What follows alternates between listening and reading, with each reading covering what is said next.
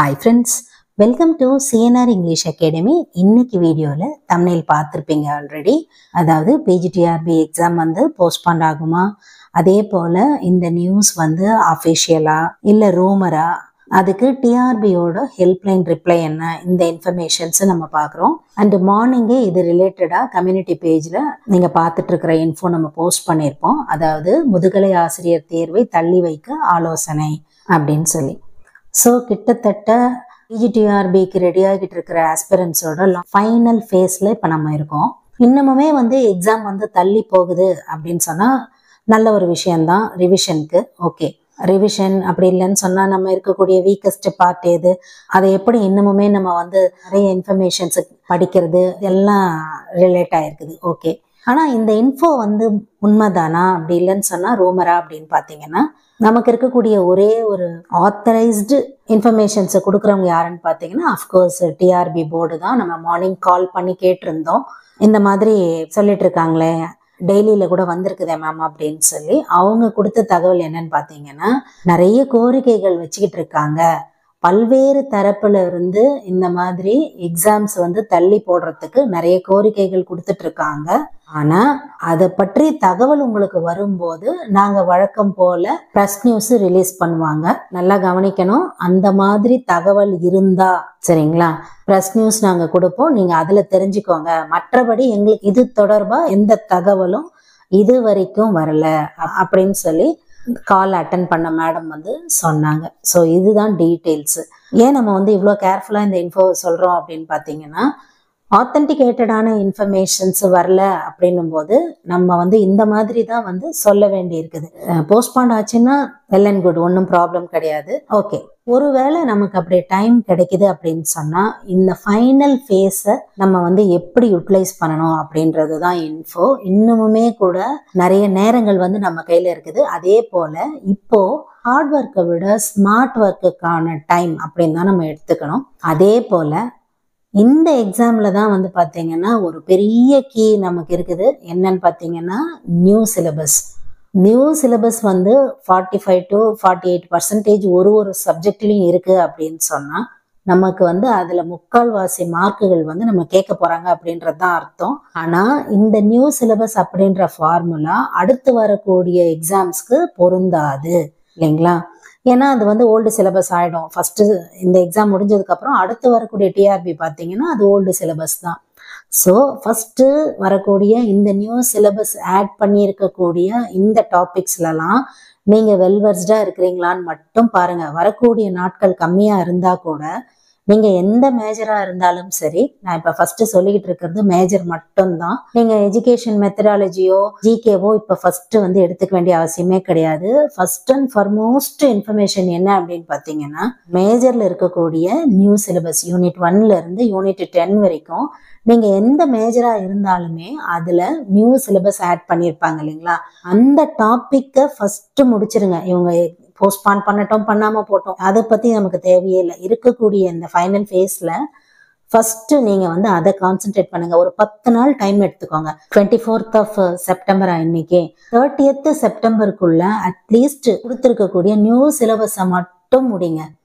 கண்டிப்பாக இந்த எக்ஸாம்க்கு வந்து ஒர்க் அவுட் ஆகும், நீங்களே பார்ப்பீங்க. நிறைய கேள்விகள் பார்த்தீங்கன்னா கொடுத்துருக்கக்கூடிய நியூ சிலபஸ்ல கேட்பாங்க. ஸோ அந்த சிலபஸை ஃபர்ஸ்ட் முடிச்சுட்டு அதோட நீங்க பண்ண வேண்டிய இன்னொரு முக்கியமான ஒர்க் என்னன்னு பார்த்தீங்கன்னா தமிழ் எலிஜிபிலிட்டி. இதுக்கு கான்சென்ட்ரேட் பண்ணுங்க. தமிழ் எலிஜிபிலிட்டி படிக்காம நீங்க சைக்காலஜியோ இல்லை ஜிகேவோ படிச்சு அதற்கான நேரங்களை செலவு பண்ண பயனற்றது. ஏன்னா உங்களோட மேஜர் உங்களுக்கு எந்த அளவுக்கு இம்பார்ட்டண்ட்டோ அதை விட ஒரு ஸ்டெப்பு இம்பார்ட்டண்ட்டு தமிழ் எலிஜிபிலிட்டி. தயவு செஞ்சு டீச்சர்ஸ் யாரும் இதை மறந்துடாதீங்க. ஏன்னா நம்ம இப்போ அர்ஜுல இருப்போம், இந்த யூனிட்டை படிக்கணும், அந்த யூனிட்டை படிக்கணும், இது இம்பார்ட்டண்ட்டு, இந்த கேள்வி ஆன்சர் தெரிஞ்சுக்கணும், இந்த மாதிரி இருக்கக்கூடிய ஒரு கட்டம் இல்லைங்களா. அதே சமயத்தில் நீங்கள் தமிழ் எலிஜிபிலிட்டியை மறந்துடாதீங்க. லாஸ்ட் 10 to 15 days ஆகுது டெய்லி 1 மணி நேரம் ஃபோக்கஸ் பண்ணி தமிழ் எலிஜிபிலிட்டிக்கு முக்கியத்துவம் கொடுங்க. அதில் நம்ம வந்து கிளியர் பண்ணாதான் பார்ட் பியோட கேள்விகளே வந்து பார்ட் பியே வந்து அவங்க அனலைஸ் பண்ணுவாங்க. நீங்க இப்ப வந்து நிறைய நேரங்களை வந்து எஜுகேஷன் மெத்தடாலஜிக்கும் ஜிகேக்கும் வந்து செலவு பண்ணிக்கிட்டு இருக்கிறது மறுபடியும் ஒரு முறை I use to underline the word பயனற்றது. முதல்ல நீங்கள் இதை முடிச்சிருங்க. ஆட்டோமேட்டிக்காக நம்ம வந்து தமிழ் எலிஜிபிலிட்டியில் நல்ல மார்க் ஸ்கோர் பண்ணி அதுக்கப்புறம் மேஜர் படிச்சுட்டு வரும்போது ஹூனோஸ் அந்த 40 மார்க்கில் கூட நீங்கள் வந்து ஒரே ஆப்ஷனையே நீங்கள் கவர் பண்ணிட்டு வந்தால் கூட ஒரு 10 மார்க் வந்து கண்டிப்பாக கிளிக் ஆகும். அந்த எஜுகேஷன் மெத்தடாலஜி வந்து அதனால் வந்து படிக்கவே கூடாது, அது வேஸ்ட்டு அப்படின்ற ஒரு மீனிங்கு கிடையாது. உங்களுக்கு புரியும்னு நம்புகிறேன். நான் இம்பார்ட்டன்ஸ் எதுக்கு கொடுக்கணும் அப்படின்றதுக்காக சொல்லிட்டு இருக்கோம். ஏன்னா தமிழ் எலிஜிபிலிட்டியில் 1 மார்க் 2 மார்க்கில் தவற விட்டுட்டு அதுக்கப்புறம் வந்து மேஜர்லேயும் எஜுகேஷன் மெத்தடாலஜிலையும் மார்க் எடுத்து என்ன யூஸ் இருக்க போகுது இல்லைங்களா?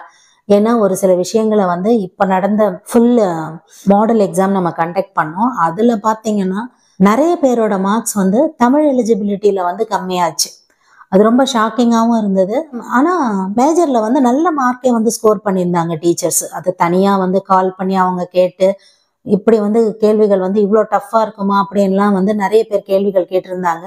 நம்மளோட ப்ராக்டிஸ் அந்த அளவுக்கு இருக்கணும். அப்படி இல்லை அப்படின்னு சொன்னால் நாளைக்கு நம்ம படிக்கக்கூடிய மேஜர் எந்த அளவுக்கு நம்ம வந்து டஃப்பாக அதில் டைம் ஸ்பெண்ட் பண்ணியும் கடைசி நேரங்களில் மேஜரில் அதிகமாக மார்க் எடுத்துட்டு தமிழ் எலிஜிபிலிட்டியில் ஒரு சூழ்நிலைக்கு தள்ளப்படுறோம். அதுக்காகவே நான் இந்த இன்ஃபர்மேஷனை ரொம்ப ஸ்ட்ரெஸ் பண்ணி சொல்லணும் அப்படின்னு நினச்சோம்.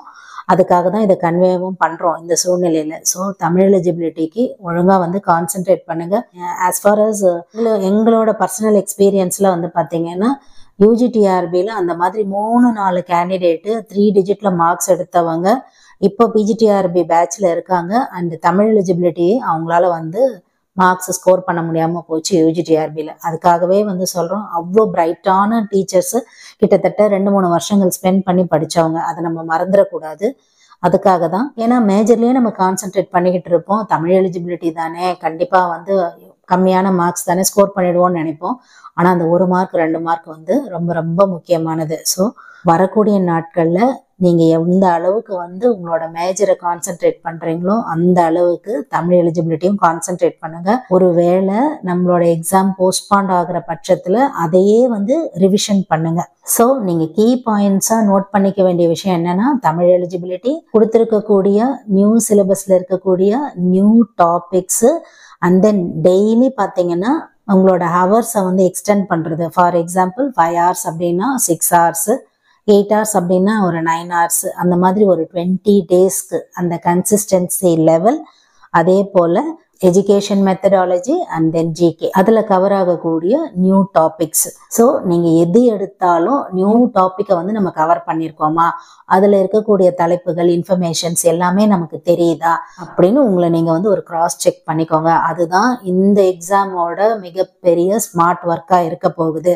அது ஆல்ரெடி நீங்கள் வந்து 2 வருஷம் படிச்சிருந்தாலும் சரி, இல்லை இந்த வருஷம்தான் இப்போ படிக்க ஆரம்பிச்சிருந்தாலும் சரி, இல்லை இந்த மாதம்தான் நீங்கள் படித்தாலுமே சரி, நியூ டாப்பிக்கு யார் கம்ப்ளீட்டாக கவர் பண்ணுறாங்களோ ரொம்ப ஈஸியாகவே அவங்களால வந்து ஓரளவுக்கு மார்க்ஸ் வந்து ஸ்கோர் பண்ணிக்கிட்டு வர முடியும். இது வந்து அடுத்தடுத்து வரக்கூடிய எக்ஸாம்ஸில் நடக்காது. இந்த எக்ஸாமுக்கு மட்டும்தான் இந்த ஒரு க்ரைட்டீரியா. அதுலேயும் பாருங்கள், பை காட்ஸ் கிரேஸ் நமக்கு ஓவராலாக சேஞ்ச் ஆகலை. நியூ டாபிக்ன்றது வந்து ஒரு யூனிட் ஃபுல்லாக அப்படியே சேஞ்ச் ஆகலை. எல்லா சப்ஜெக்ட்டுக்குமே பார்த்தீங்கன்னா பார்ஷியலி கவர்டு அங்கங்கே தான் மாற்றிருக்காங்க. அதனால் அது ஒரு பிக்கஸ்ட் க்ளூ.